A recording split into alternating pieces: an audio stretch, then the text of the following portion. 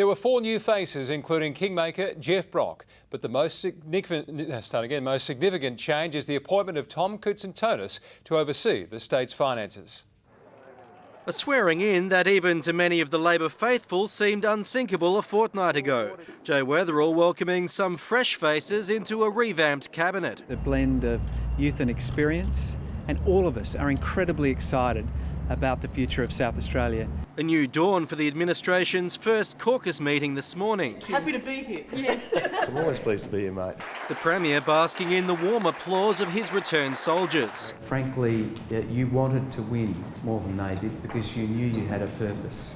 The opposition leader coming in for a serve. He didn't know whether he wanted to be the Premier of South Australia, and that is why we're standing here, because we know what we want to do with this state. Yeah.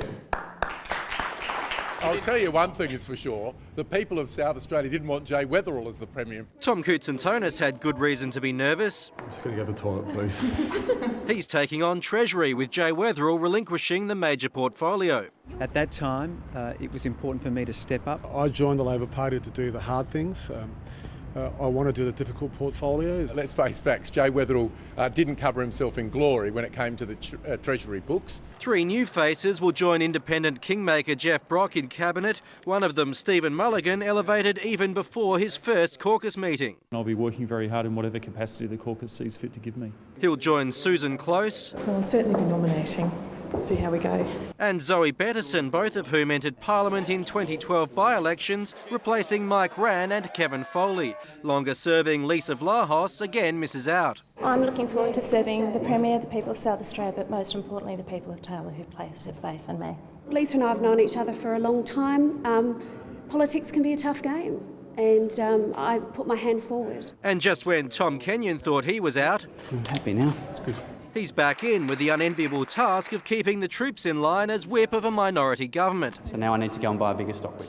If you think you've worked hard up to this point, you're going to have to work a whole lot harder. And I know that's a big demand. State political reporter Tom Richardson is at Government House. Tom, what do you make of the reshuffle?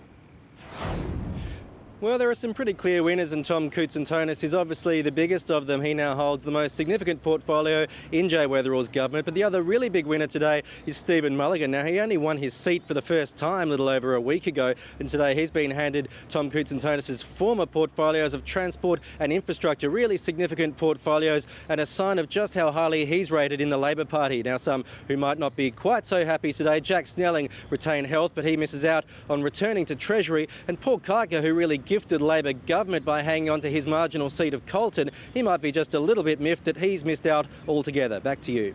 Thank you, Tom.